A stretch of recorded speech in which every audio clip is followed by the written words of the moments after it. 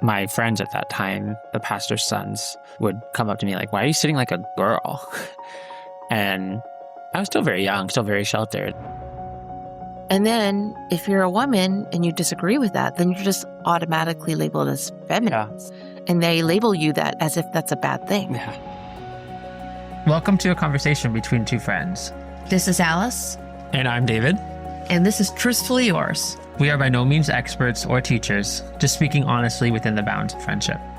If you found your way here, maybe there's something in that honesty meant for you too. We invite you to lean in, and perhaps you'll recognize your own journey in ours. David was told he was too sensitive. A man doesn't cry. He was asked why he sat like a girl. Alice grew up in a world with its own expectations. Women were supposed to be nurturers, not ambitious. Men were supposed to be providers, not emotional. In this episode, they explore the messages we're given about gender and how to find balance between the two. This is Truthfully Yours. Now here's Alice and David.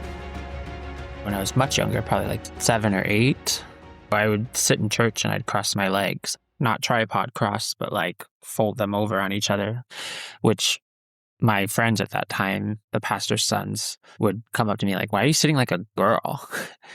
And I was still very young, still very sheltered. And I remember just kind of being surprised by that statement at first. And I literally thought it through for probably about 30 seconds. And I was like, meh, I'm more comfortable this way. I don't care. Mm-hmm. And I continued to sit that way. But then as I grew up and more things changed, I was definitely more of a sensitive kid. Because I remember like playing with my friends and like we were both going for a ball at the same time. And my friend tripped. And I don't remember if it was over the ball, over my foot, or something like that. But none of it was intentional. They fell and their whole front tooth came out. And I went and cried, partially because I thought, oh, everyone would blame me, partially because I was sad for my friend. And my friend immediately turned and blamed me for it too. So I felt very like threatened in that moment as like, oh, I'm going to get in a lot of trouble. But I know I didn't do anything until parents were like, you guys are just playing. It's no one's fault. It was weird because I felt so bad for my friend for being hurt or feeling hurt and then having like this sort of disfigurement. And then to compound that sadness with, oh, say, wait, you're trying to blame me? I thought we were friends. And, you know, we were going to look out for each other and not do anything that would hurt each other. So that made it even worse. I was like crying on the way home and my dad made a comment like, wow, David, you're really more sensitive. You're very different than how I was as a kid. And so it was, David, you need to toughen up. A man doesn't cry. So when you were probably around 10 years old, 12 years old, maybe 15 years old, did you struggle with this concept of masculinity and what exactly that was? And what was the messaging you were hearing within your circle of influence? All of these things that you're sort of subtly taught as a young person in order to grow up to be someone that fits within the mold that society wants you to. Narratives that I'd heard earlier in my life tied around masculinity and being good enough, capable, which proves that you can be a provider and care for someone else. Also kind of doing it with authority. So when you talk, other people listen to you. I think as I grew older, sometimes certain traits of toxic masculinity fit me well. Like if I had feelings I didn't want to think about, just brush them aside. Don't think about them. Just on to the next. But it's like, I just reject this idea that I have to be a man in a certain type of way that's strong, that's loud, that's authoritative.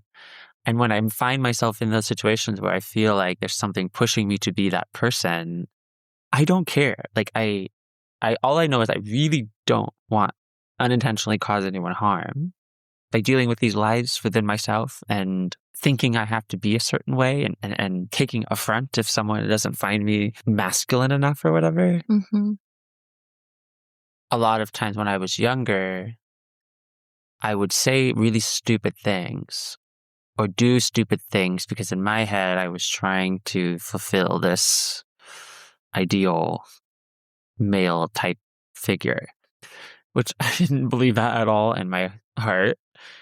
But it was something where it just like, I thought I had to be this confident, maybe arrogant type person. And so I faked it only to find out later that, like, sometimes people's feelings are hurt by the things that you just randomly, stupidly said that in turns you didn't really even believe about yourself. I don't think you and I have ever talked about this, but did you ever watch the show Adolescence?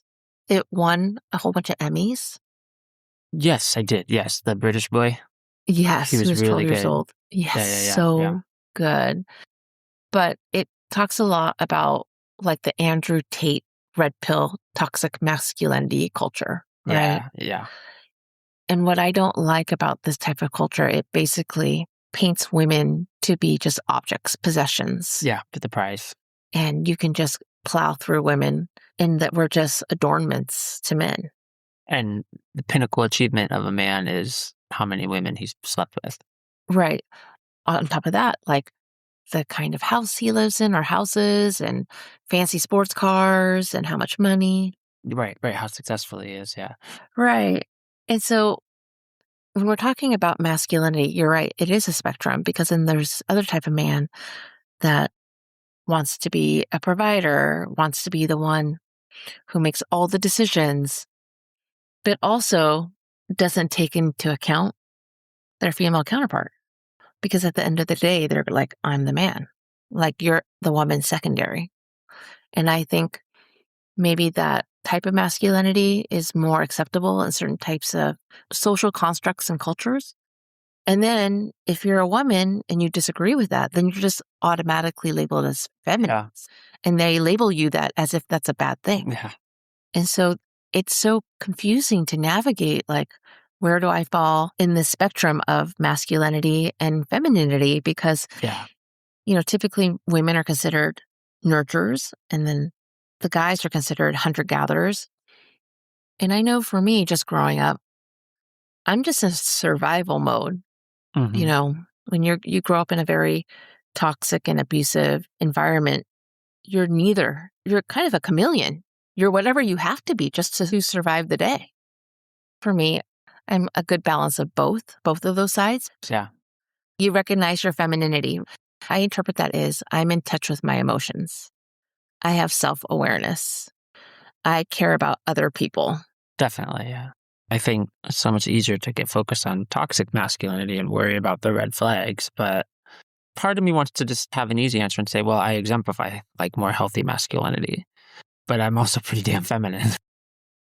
People deserve to be themselves, their true selves. And we all contain masculine and feminine energies within us. You know what's fascinating when we're talking about gender roles? We tend to look at the actions of people and we like to make a judgment call of how feminine or how masculine someone is based on what they're doing, which is so funny because women in traditional marriages often are expected to like cook and clean, right? Mm-hmm. But yet the most successful chefs in the world are men. So think about this.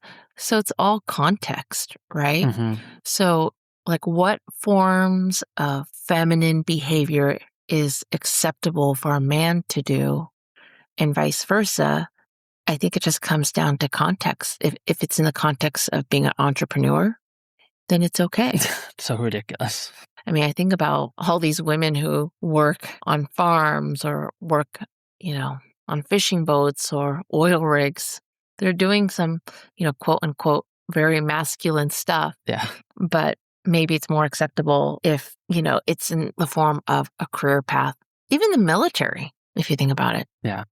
Healthy masculinity, healthy femininity it's cool if people cross over. Right. This is not High School Musical where you have one table of jocks, one table of nerds, one table of theater kids, one table of skateboarders and emos. Like, no, if an emo wants to join theater or wants to join a team sport, it's more empowering.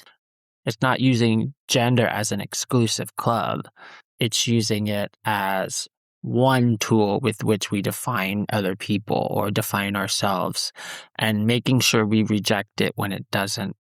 The expectations that we get from gender constructs can teach us to be closed off to certain emotions. Yes. As opposed to just saying like, hey, or being like, man, I feel like a woman today or whatever. right? Like, Right. and just saying, well, that's a very interesting emotion I'm feeling or thought process. Should I explore that or not? But not closing yourself off to it. What I don't understand is why are women labeled hysterical, out of control, crazy when they express their emotions? As if anger is Because it's a danger to men who cannot express their emotions or feel their emotions. right. And then you have men who are so closed off to their emotions that they don't even allow themselves to sit with it and feel it. But then when shit hits the fan, they're the ones who are getting upset, but yet they can't even express themselves of why they're upset. Well, I think we just need to recognize that, like, gender can do two things. One, provide identity. Two, comes with expectations. That's how I think those are the two main ideas of identity that have converged in my life that have made it difficult. And when we talk about people that have been raised as boys, they have been fed certain messaging their whole life. People that have been raised as girls, fed certain messaging their whole life, right?